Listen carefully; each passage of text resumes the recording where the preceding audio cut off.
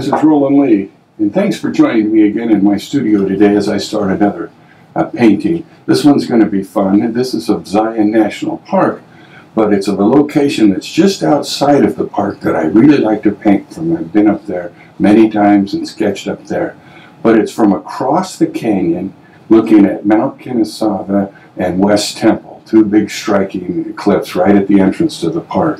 But it's from Rockville Mesa, which is across the canyon. So that's a place I love to go and be up there either in the early morning or the late afternoon when the light is strong and the shadows are strong. Well, from this vantage point, I'm looking through the juniper trees and some pine trees across the canyon, just getting the top of the cliffs. And this is the photographic reference that I'm using. It looks like this. And as we look at that photographic reference, I have done some sketching on here with a charcoal pencil and also with a darker 6B pencil up in here. I've created a few different shadows. I've changed them slightly, created the effect that I want, but I love the framing effect of this foliage around here and looking through the branches.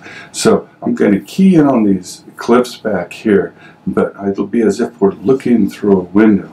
Now, after I've taken this and studied it out and done some sketches, and I've been up there many times, well, I can take this photograph right here and I can kind of set it aside.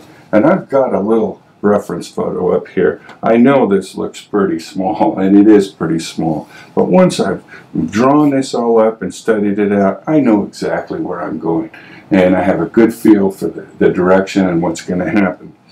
Now, a painting that's this size, which is 30 inches wide by about 16 tall, it's long and narrow, it's going to take me some time. It probably is going to be on my board here for a week maybe.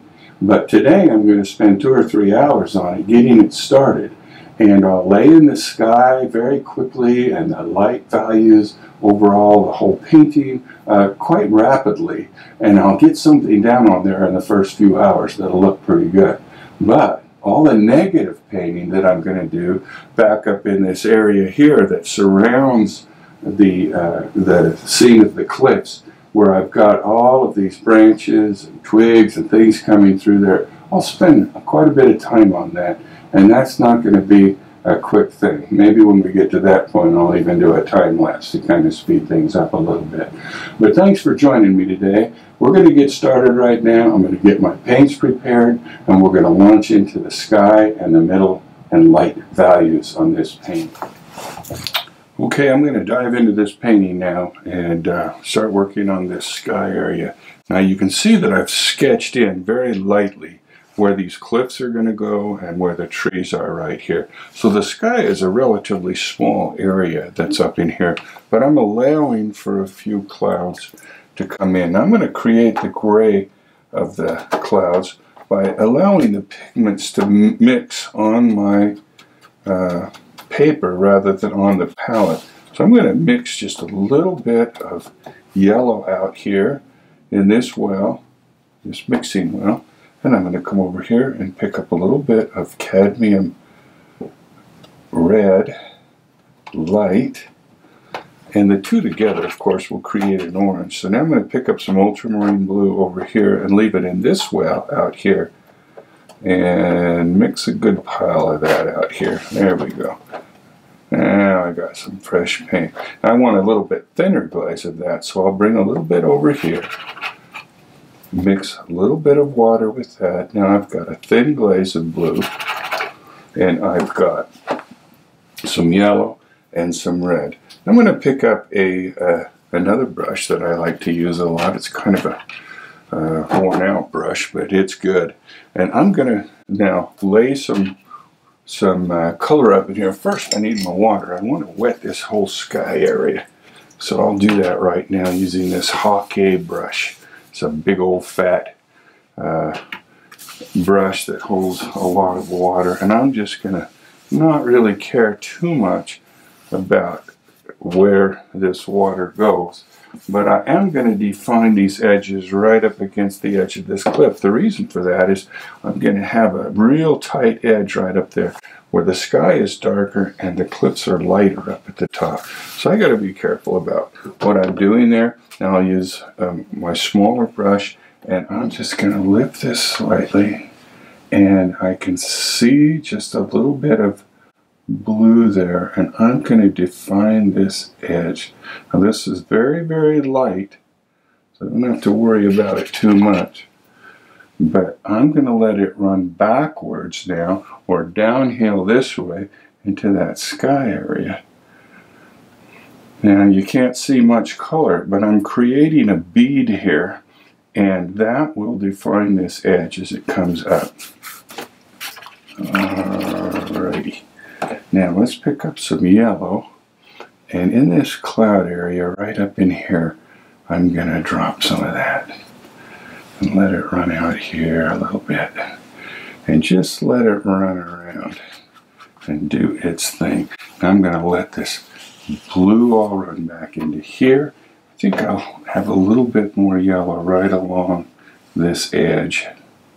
And let those two come together, which will make kind of a green, kind of a greenish gray. But notice how everything is staying right here against this edge, because that's where the water is. And now, as long as the water's running back into the other water, it'll just make a nice soft edge. But as I come up here and put some more color into this area, okay, I'm adding some of my cadmium red light. And this is 300-pound Arches paper, so it's pretty darn thick. And I'm just going to let that run down in here, and then let some of this color run up into here a little more. Fun, fun, fun, fun. Real loose, real loose. Now I'll let that mingle together. I'll let this water run back down into that again. Pick up a little bit of yellow and run through there.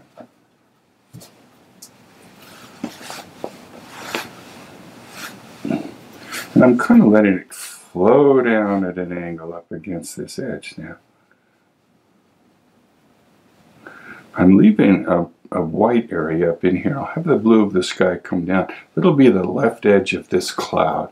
And that cloud will be an important shape to help me define these areas. Okay, if we have too much, we can take a thirsty brush like this, okay? It's a nice big brush, and without any water on it at all, we can run it along in here and it'll pick up the pigment along that edge. Watercolor is really a matter of learning what the water's going to do and semi-controlling it. I say semi because it really does its own thing a lot of the times, but we don't want happy accidents. We really don't want any accidents. We want it to do what we need it to do, and if we understand watercolor, we can make that work. I'm just going to clean this edge along the top and down here. And now this is starting to settle down into the paper. What I want to do now is I want to take a little bit of my blue, this thinner glaze of blue that we have up here in this area, and I'm going to make some grays where this cloud shadow is going to be over here. And I'll just let this pigment mingle on the paper so I can see some reds, I can see some yellows, and I can see some blue. But while this is wet, I can do this and form a gray by allowing these pigments to mingle right there. And that'll just make a luscious area right in here. And I'll let these pigments mingle down in here as well a little bit as I bring some blue down in this area. And we see that we've kind of got some oranges and yellows, but we still have some strong grays as these pigments combine. Now on this back side of this cliff, I'm going to bring some darker blues just a little bit more red and define a little harder edge where it comes up and meets this little point where that cliff sticks up. I want that to be kind of defined. And this really ragged brush that I'm using allows me to have some not straight edges, but you can see how funny that is. Well, I like that because it helps me to have some more random shapes. But I want this dark to come right down against this edge. And what I'm doing now is I'm defining where a light will come up against that dark sky. Okay. And this pigment will just mingle together in a very, very nice way. Now, while it's doing that, and while I'm messing with this over on this side, this what I call a gray, but it's really allowing these three pigments to mingle together. While that's doing that, the rest of this is drying around here. And I'm going to grab some of my ultramarine blue, only I am picking up a really heavy load of this. You can see down in here, it's a really heavy load. And I'm going to create the blue of the sky. And this will be the gray of a cloud, but I'll have some light on this area. So I'm going to get this blue up in here and form the edge of this cloud. And I like this raggedy brush because it gives me these really fun edges. And I'll bring it in over on this back side of it as well.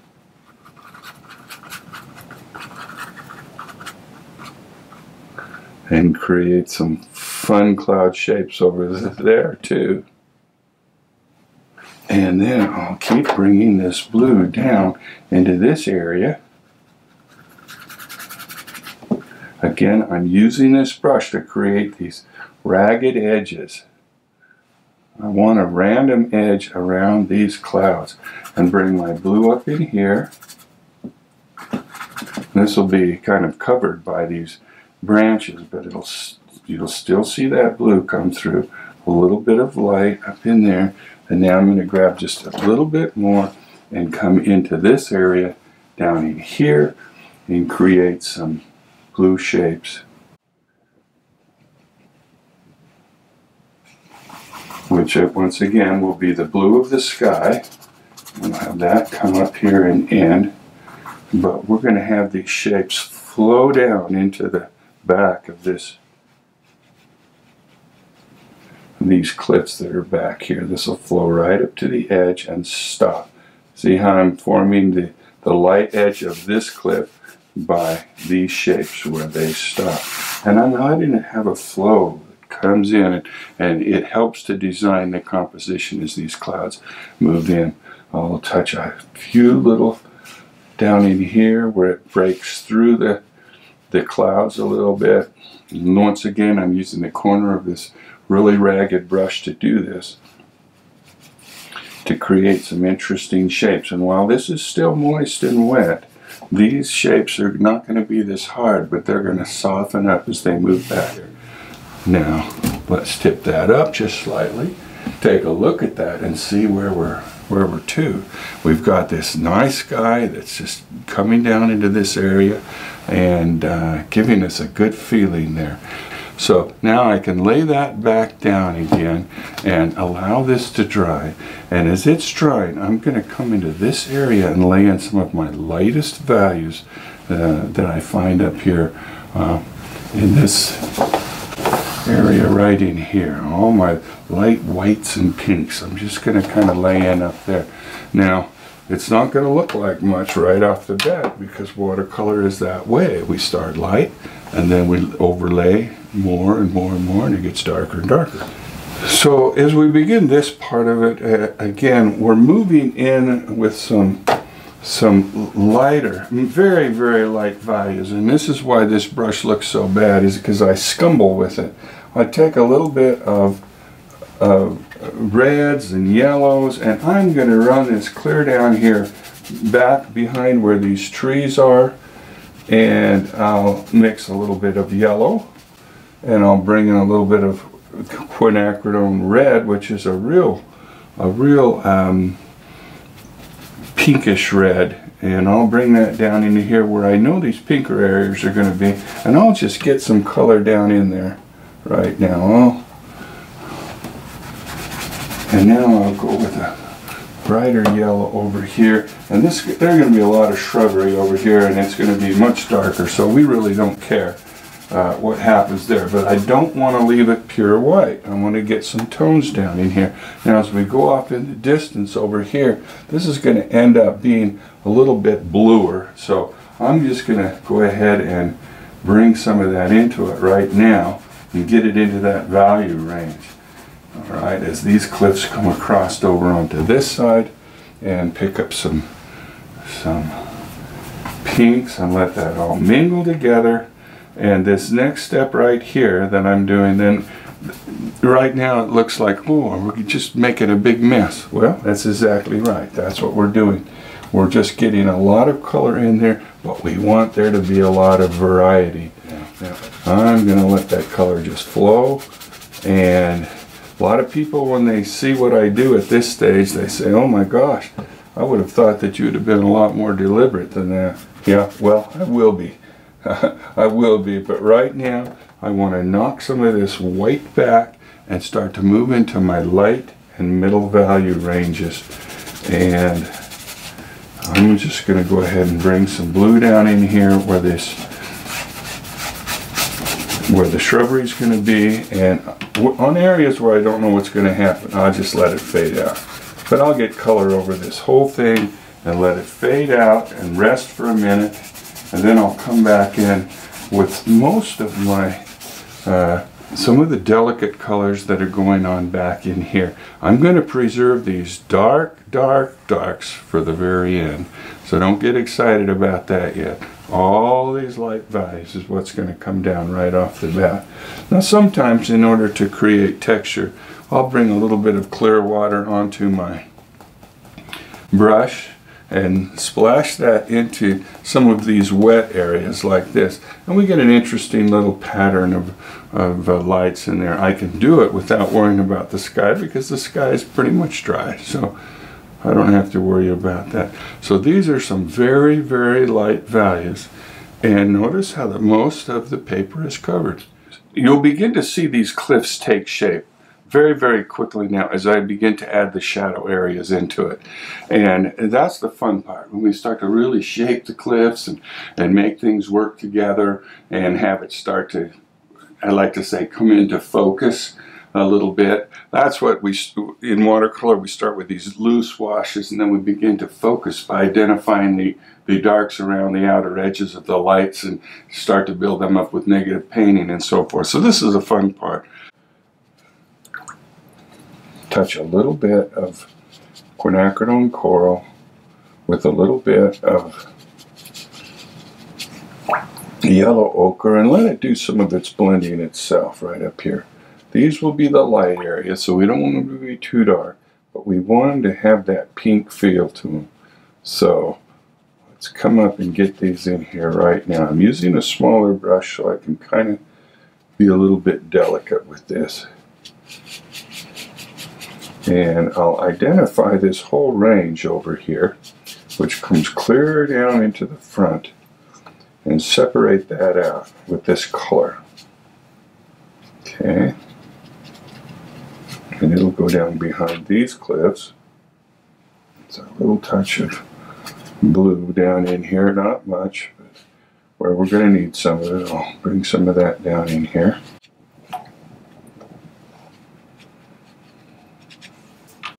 And once again, let the pigment do the mingling on the paper.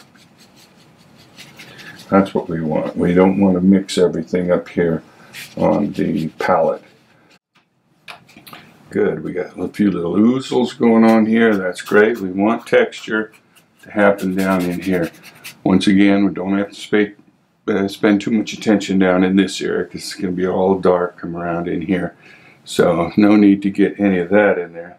But in our next step, we'll bring some of those into it and start the value range. So we'll let this dry down now. We won't see a lot of detail out here in this area, but right where that form turns, yeah, we're going to see some detail back into here. So I'm going to leave a few spaces. This is the form shadow that's back on this side, and our light is coming from this direction down here. And so where these come out and turn, that's kind of a significant spot. So I'm going to warm that area up a little bit. And the same thing over on this one and this one.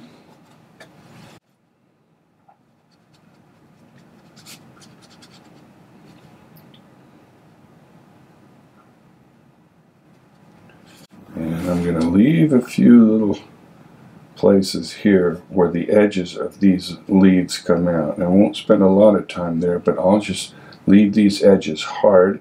This is a little bit of negative painting right in here. And then I'll go ahead and bring the rest of this down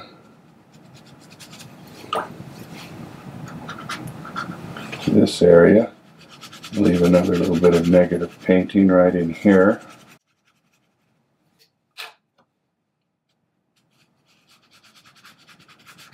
And then I'll take clear water over here and soften these outside edges towards the light.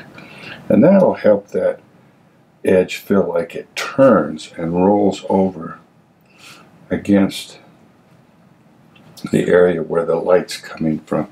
It'll feel very, very natural when we soften that edge with clear water and let that form turn naturally. Okay. And we'll do the same thing over here where this one turns and spend just a little more time over there, because these edges are quite interesting as they come down. And this is also an area that's going to be quite dark, but we'll get this color in here right now for the form shadow. And then we'll worry about darkening that up in a minute.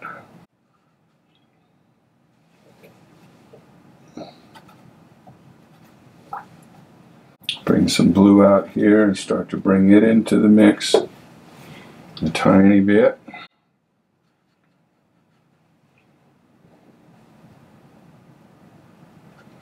And then it gets a little bluer up into this cast shadow part right up in here. So I'm going to let that go bluer and a little bit darker and pull this all down into this area. Bluer on this outside edge where we have a definite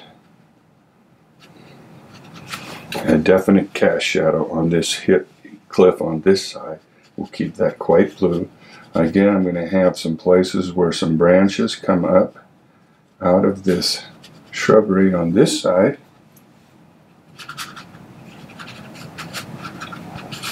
And so I'll be careful as I shape those right here.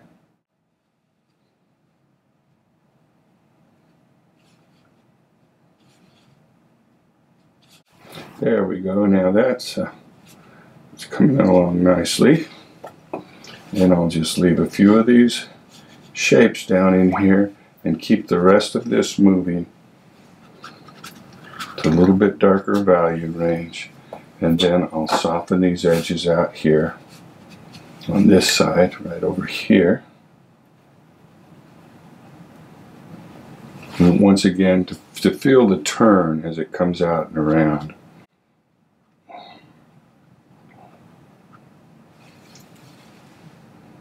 Now we can always come in later and darken and change these things, but we can't get the light back again. So we have to be cautious as we approach this and make sure that that we're taking care of the things that we need to take care of. And now I see some branches and leaves and such starting to form down in here as I bring this up against these edges. We can always take those back later if we don't need them, but it's good to get them in there right now.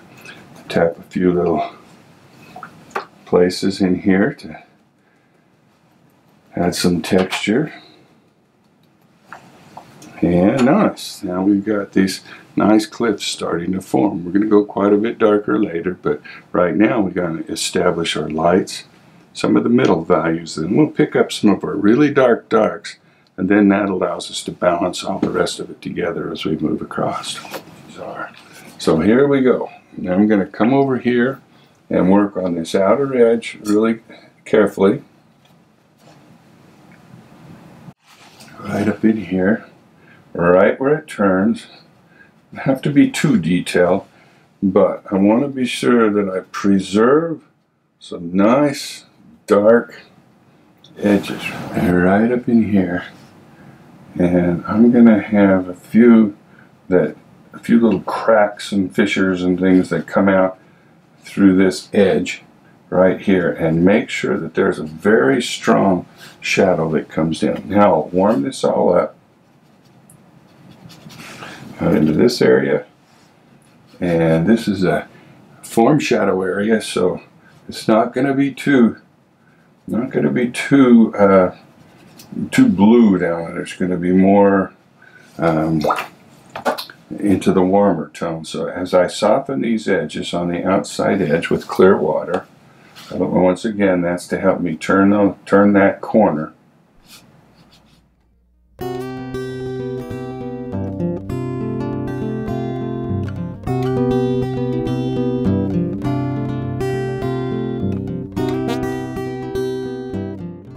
And then I'm going to bring a nice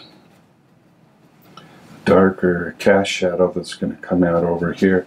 This will probably be bluer, but we'll do that in another glaze afterwards. But right now, let's get this big cast shadow area drawn out into here. Cast shadows are always darker and bluer, and especially as they move away from the source, the thing that's causing this shadow, they begin to get that way. Alright, now we'll come right down here to this edge, stop right here, and this cast shadow that we're bringing in here, I want just a little more blue in it, is going to form the edge of this whole cliff as it comes out towards us, right in this area right here. So I'll bring in this blue, let those pigments mingle, and shape this edge as it comes down. Now once again, this is negative painting the darks to reveal the lights. And I'll bring that right up to the end of this, where this bush is going to come out there. But while this is starting to dry down, I'm going to drop in a few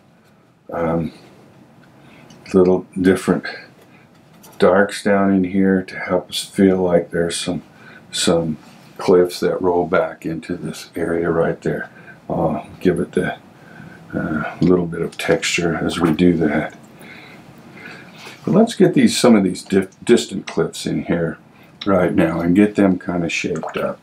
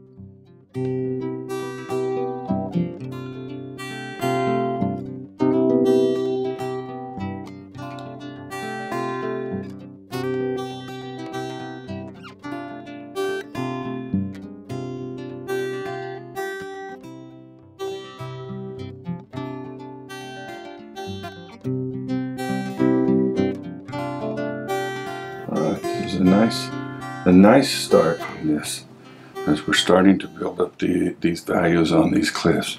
And again, we need to keep them light because they'll be further back here.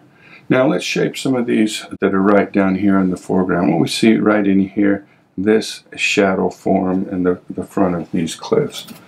Let's just get some of those in here. These will be some oranges, but again, kind of soft. And we'll do these ones in the front here.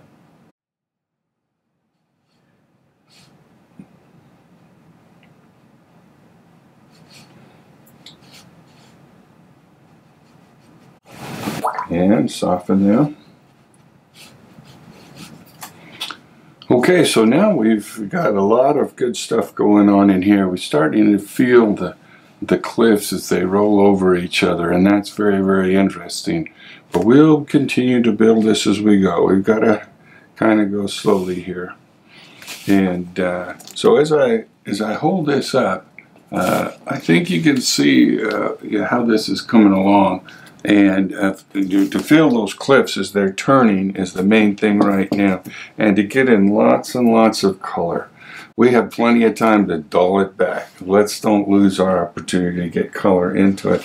Well, I'm going to work on this area right down in here for a few minutes now and get the general shadow shapes where they're going to be. Starting with the area where the form turns, which is right here. And where it starts to turn, we want to keep, once again, want to keep it to be warm on this outside perimeter and darker as it turns over. That light runs all the way up here, but we want to pay attention to right here on this edge right now, right where it turns. And there may be an area or two where, since it turns this way, kind of more of a vertical turn right there. Let's keep these lines vertical as we pull them back down and move into some darks as we come back into this shadow area right here. Once again, this is cast, so it's going to be quite dark. And we still want to shape around our tree branch that's sticking up there. And pull this down right up. And once again, shape the edges around these this juniper tree that's back up in here. So now let me come right out to this edge now. Grab some worms and get that right where it turns. Dump off some color right in there where it's going to be warm and let that pull down through. Okay, now I'm going to soften these outside edges. Make sure they all turn nicely. Now if I were working outside on location, I wouldn't be able to do this much before I came back and softened those edges, because outside everything dries almost instantaneously. But in the studio we have much more control over that, so I can paint quite a bit before I come back and soften the edges. Outside, you gotta get right after it, right when you do it. But down in here we have that luxury. Okay, and now we'll continue with some of the other shapes that come down into here, and we've got a nice shadow that comes right up in this area. We want to get that blue, that strong blue of the cast shadow. And turn this corner with worms.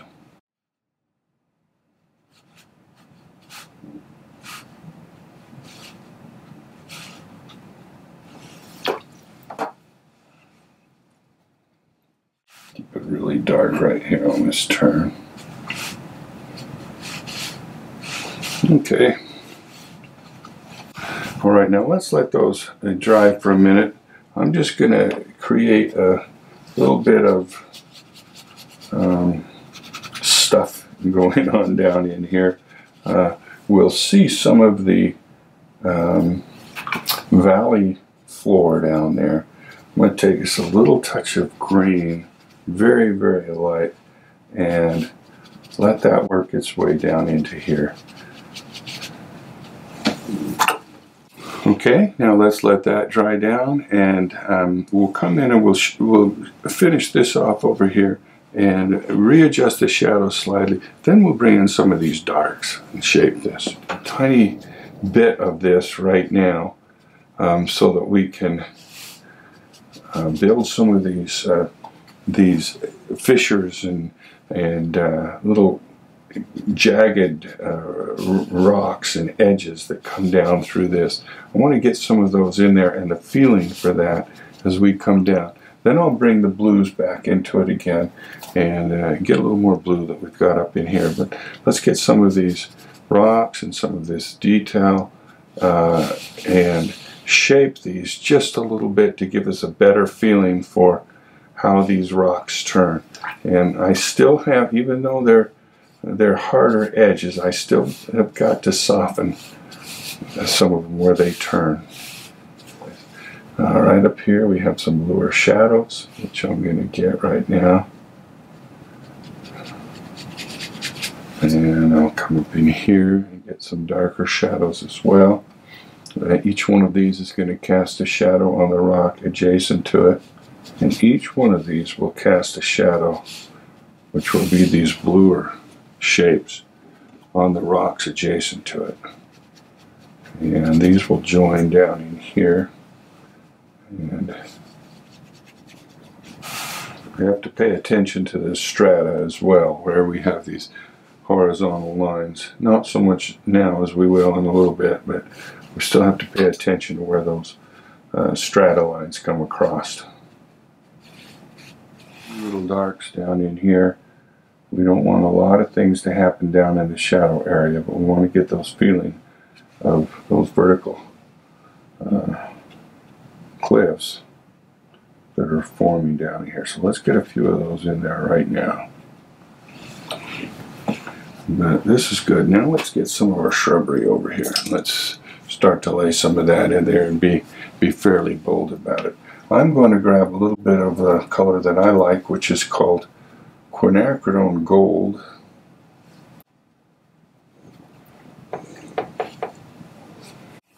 And start up into this area. Some of these lighter junipers. I mixed just a little bit of sap green with it. If you're familiar with that color, it's not, it's pretty bright green, but once you dull it back with some other tones, it's okay. The quinacridone gold is quite warm. It has a lot of red in it. Again, I'm leaving some branch structure up in here, but notice how red that looks, and yet it has that strong gold feel to it. I also like to throw in a little bit of quinacridone sienna, which is right in here, and I'm going to create a few rugged edges there, and then I'm going to do some negative painting right down in here and form some branches. And these branches our eye always goes to the lightest light against the darkest dark in nature. So when we start leaving these light branches in here, things start to look real, because that's the way we see in nature. We don't see dark things against light. We see light things against dark. And look at how we see this little structure start to form here. And that really adds to it. I'm going to add a little bit of darker green, which is quinacridone. Well, we got quinacridone sienna, but one I'm going to add phthalo to this right now, which is a really strong blue. But once you get it into these tones down in here, it's not so striking. But I'll leave a few of these up in here in this area, and they'll come right out here to the front. Shape a few of these branches, and then right here where it comes against this light area, and we have these values that are similar, I'm going to let those kind of blend together. Okay, so so that we don't have a hard edge there like we do here. We have more of a soft edge. Okay, so I'll just continue to work now. I'll move down into this area. I'm going to still keep using this quinacridone gold, which is it's a green. There's no question about that, but it still has a kind of a nice yellow feel to it. And I'll use these back in here for my the lighter greens that I have. But once again, I'm going to go back and forth with the warm and the cools, and letting the pigments mingle and mix and get some variety in there. And of course, as I mentioned in the beginning, all of this detail work, what I would call detail work, you know, it's going to take some time. It takes a little time to build into these areas and to make sure that we preserve the lights where we need it, and that we have the darks where we need them, and just build that up. So even though I've already got color and pigment in this area, I can still, if I wanted to, I could make a branch come in here like this, or I could leave indications of leaves or anything else. I usually don't draw in all of this. I'm trying to remember to do it for your sake, so you can see where I'm going and what I'm working on here.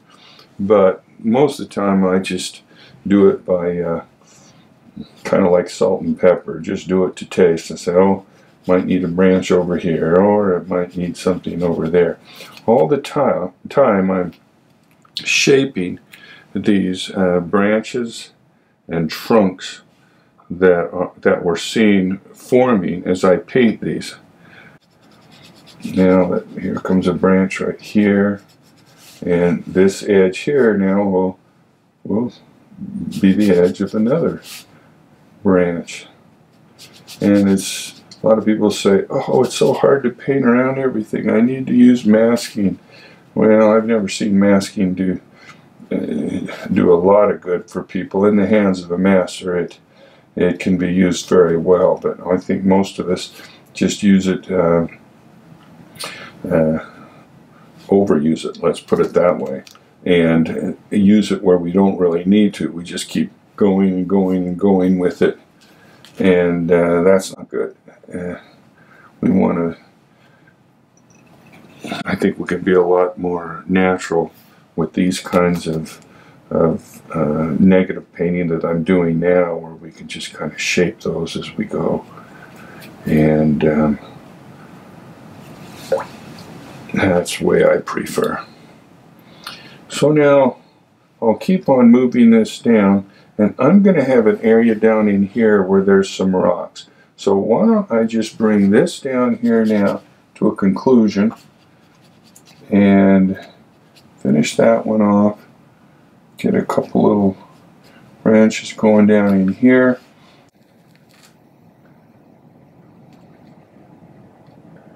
And finish shaping these branches as they come down.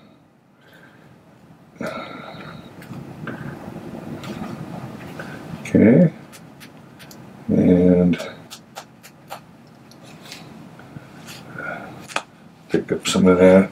And then right up in here, I think I'll just leave a little.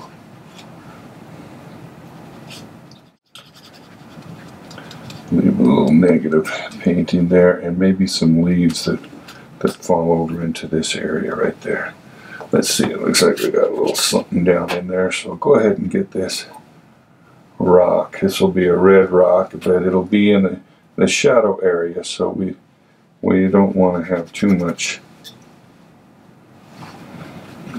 emphasis on it. We don't want to get it too dark, but it will be a red rock. So once again, I'm using this variety of color and maintaining that edge right there, and picking up a little bit of yellow, a little bit of quinacridone, and That one's running down because it's got a big bead right there, but I think I want to keep this kind of in the reds. And I'll keep moving down here. So this takes some time. And I mentioned before, this takes some time to come down into these areas and do this, but hey, we've got time.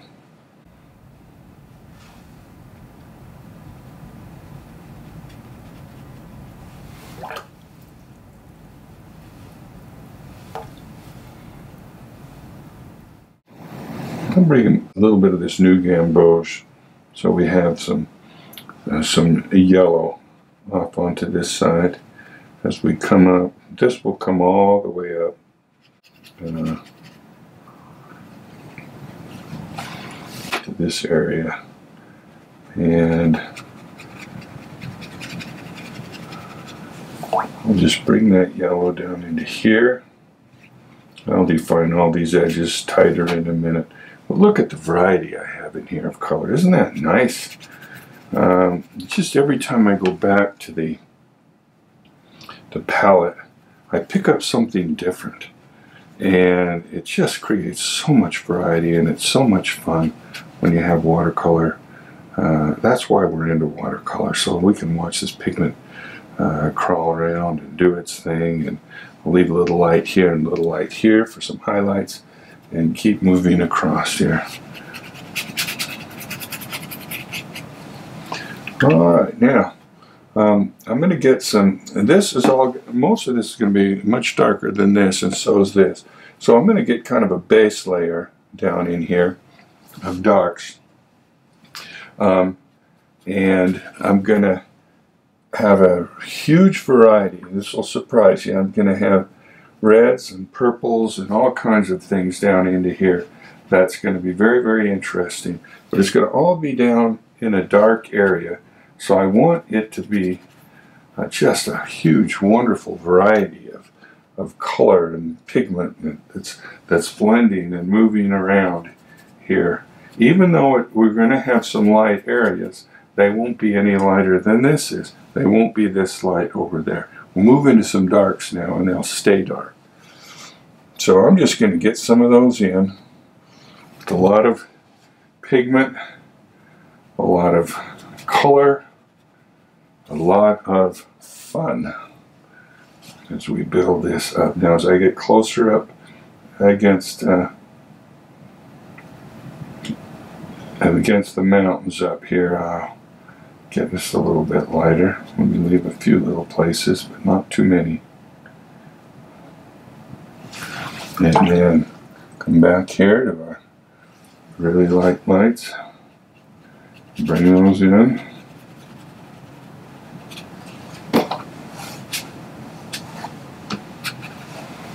And really light lights in here. Okay, we're staying with our lighter lights, and now we'll go with our darker darks as we move across and get into this area right over here. This will be very dark shadow area, so all this is that I'm putting in right now will just be a base. It won't be the final colors, but it'll start to move it into a range of tone that will allow us to come in with our darker pigments over the top of it. I don't want anything down in here to be white. Up in here, yeah, we'll leave some of that, but down in here this is going to be quite dark. So this whole process that I'm doing right now, you can see the variety that I'm using, is merely to darken this area, change the value, and start to get it in a range that we can better evaluate how dark we want to go. You can sense we're building all of this in that we've got, you know, up around in here. We're getting that built, and here we go. Now we'll come back tomorrow after I'm done with this. I've been in on this for a little bit of time now, a couple of hours to this point, with a few breaks in between. And we'll come back tomorrow now and we'll whale into this, and then I'll get a lot of different different things going on at that point. But this is kind of all going to be, it's already got us into a nice darker value, and we'll start to build that up. Even now we can see how all of this shrub helps us to look into the background here, and which we've got in the right value range so far. We're in pretty good shape with that. I'll just wipe off these outer edges here, clean it up a little bit. I've got artist tape around the outside, so it's easy to wipe that off.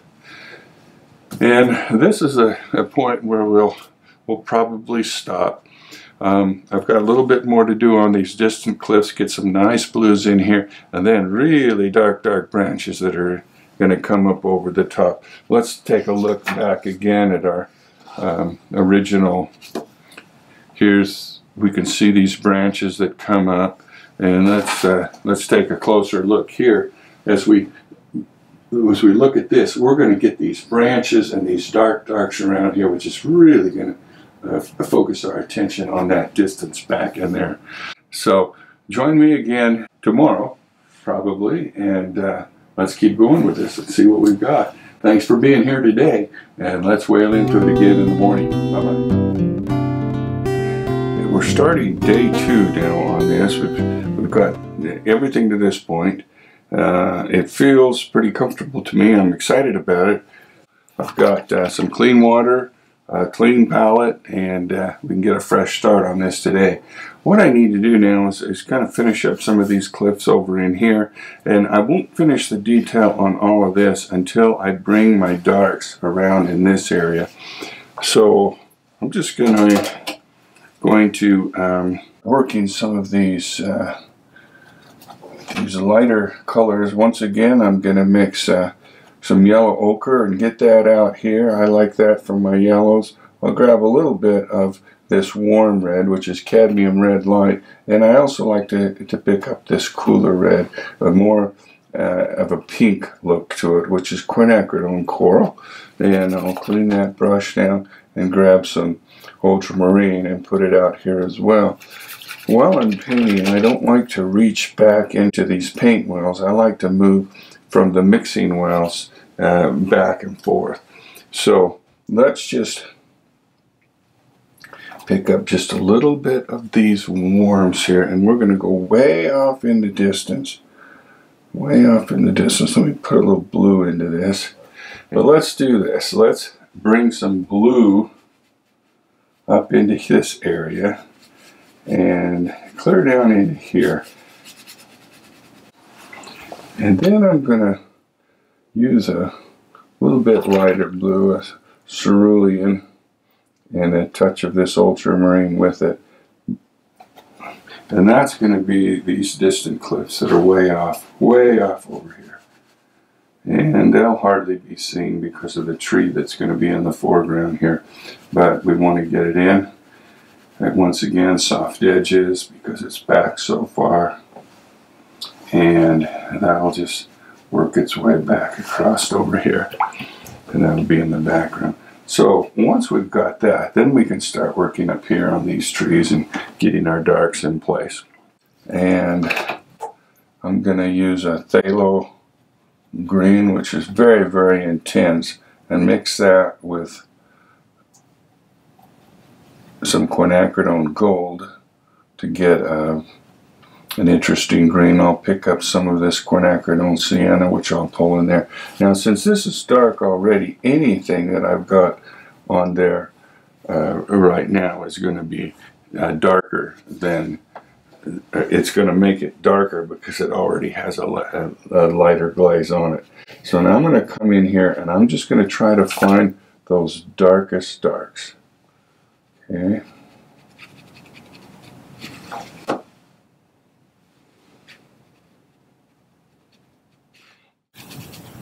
I'm going to still preserve this branch up in there.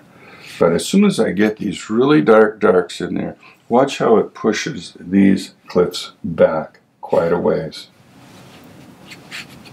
And down into here. Now I enjoy this negative painting part of things. Some people think it's tedious, and I'm certain that So it's tedious to those of you that are watching, but I kind of think it's fun. I like to come in here and watch things shape up.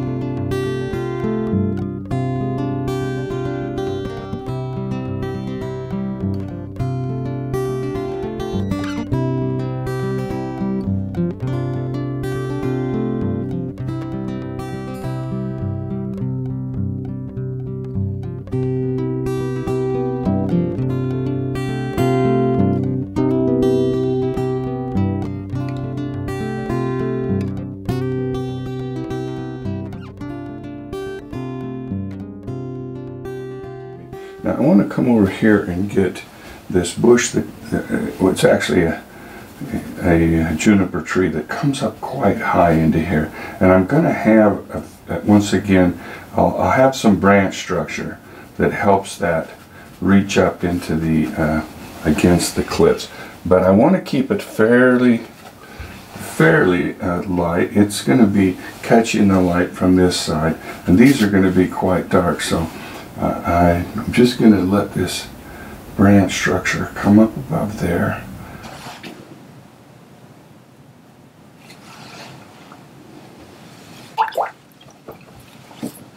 Now this is the fun part as we continue to work on these little areas of where I'm doing the negative painting. That helps to set things apart, and it really, just a little bit of detail in a couple of those areas really brings things into focus. So I'll continue to work that way, but I'll be hours on this thing. I don't know, maybe days. It takes a long time, but I'll speed this up in a minute so you can watch it progress.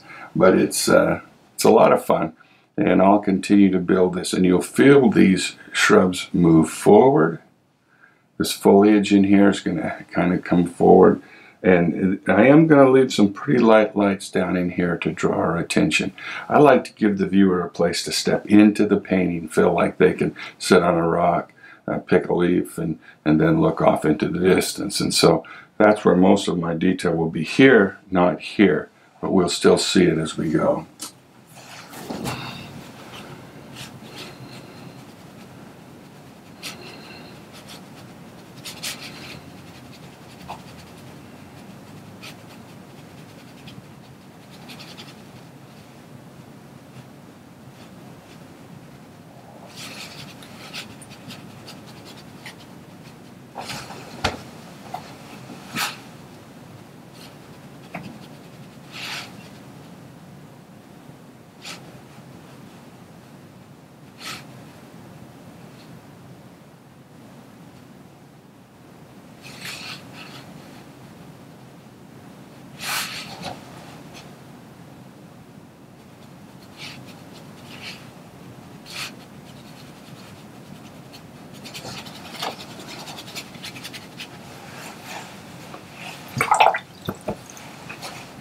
I'll soften up out here and let that bush kind of turn its corner there. It's not really a bush, it's a tree. Foliage, I should just say. And we'll feel the light hitting on this side as we start to come up and around.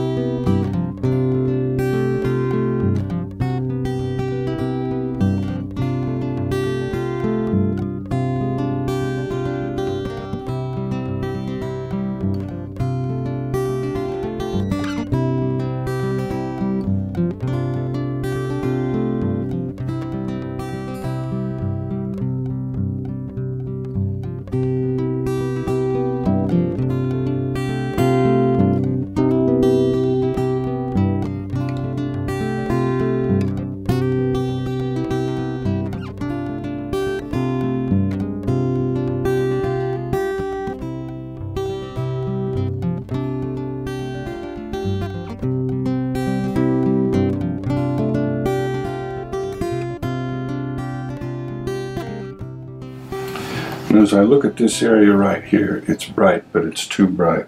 So all I have to do is I have to just tone down a little bit, a little part of it, let some part of it come out.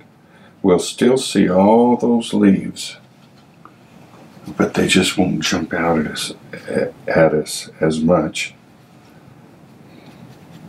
Let's tone some of those back, and we'll start doing the same thing up on some of these branches and get this area back here into a real nice range. Now I'll come up here on these, and let's bring some tones in on some of these as well. We'll leave some really white, but we want to push some of them back a little. So we're going to give them a little bit of a tone. And especially where they come back up and go in underneath the foliage there, we want to be sure that they're not too bright. We don't want them to just jump out at us. We want to see them, but we don't want them to be too bright. So now I'm going to get a little bit of blue and touch that in here and there. And I think down in here, now I'm going to take this blue and pull it, and let it kind of crawl into this area. And you'll still see all of these branches. They just won't jump out at you so much. We'll push them back just a little. We want one branch to look like it goes behind another branch. That's the idea here. Now let's come up here, and since these are a little closer up against the sky, I'm gonna use this little stronger blue.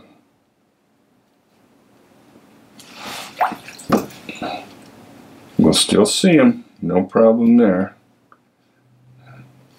They'll just be in a better value range. All right.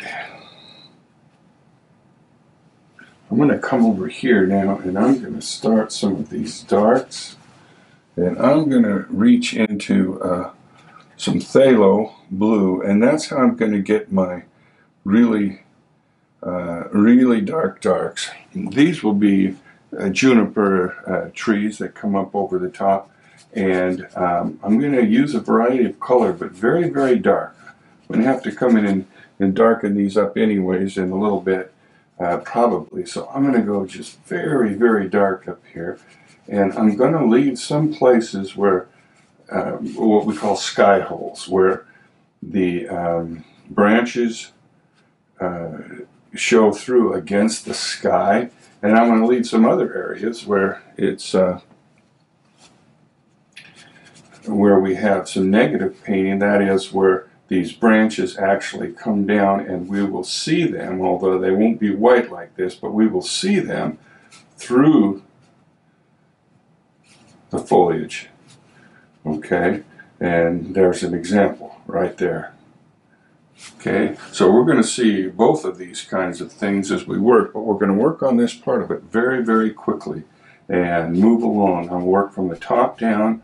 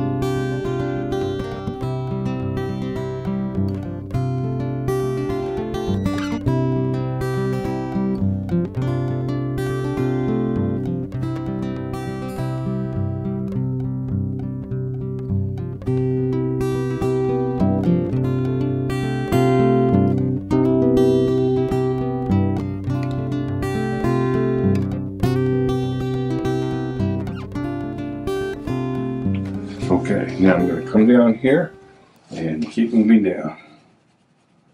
I'll pick up a little bit of that there, so this can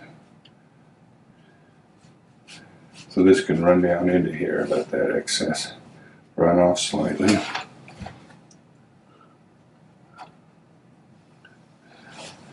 And here comes a big tree trunk that's going to run right into that, and it'll kind of blend in with the foliage when we get this going.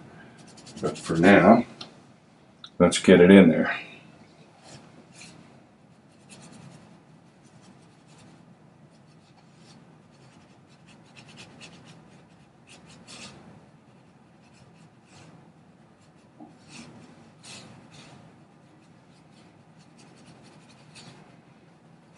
You know, when I'm not talking much, that means I'm busy. And that's what we're doing right now. We're getting busy on this thing.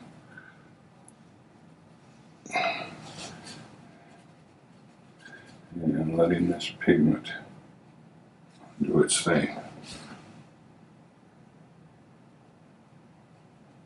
Okay, I'll let that run into that one as well. And then start down into here. Pick up this bead.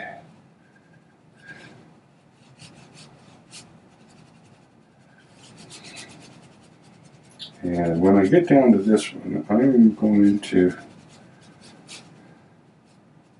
go right around that little trunk right there and keep on moving with this one.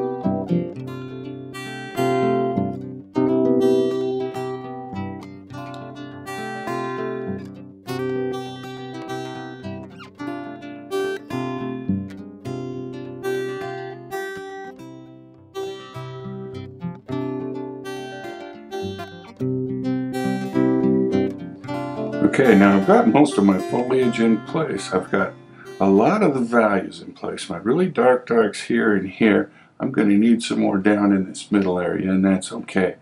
I'm looking back here and wondering about making some more final decisions back in this area. I think I need a little more blue in there, like this, and so. But this whole area really needs to be in a little bit better. Okay, and this will help direct the attention over here a little bit better as well, I think. Once I get these nice shapes in here.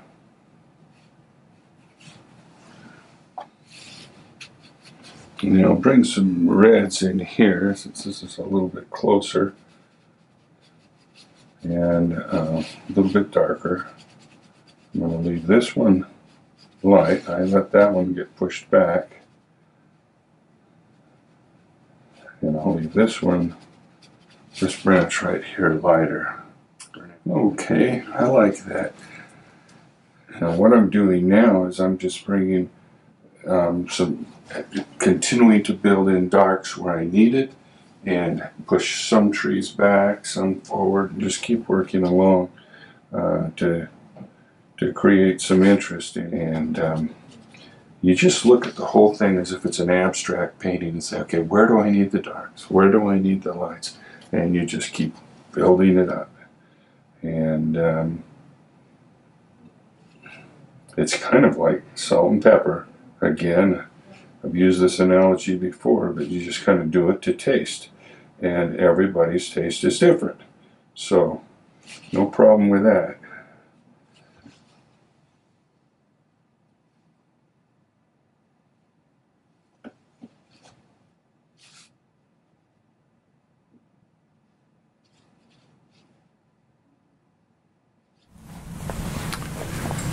Well, we're just about ready to wrap this up now. I've put a little trial mat on here to see how things look, and from here we'll get it to the photographer and then to the framer, and hopefully it ends up in somebody's office or home somewhere. But I appreciate you joining me for this whole process. It's taken a couple of 3 days, but that's okay.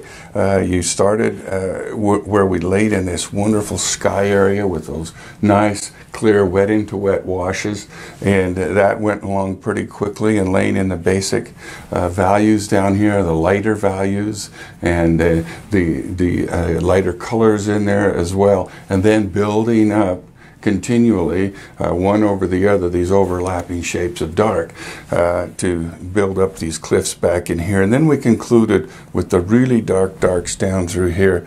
And I hope you enjoyed watching the process of painting these little areas of negative painting down in here, especially in this area and up in this side right here, where we painted around these branches and all these twigs and so forth, and some of the leaves and foliage that comes out through there, using that negative painting process, which is pretty typical of my paintings.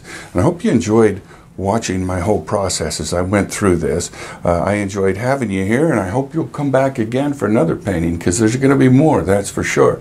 So come back again sometime. This is Roland Lee. Thanks for joining me.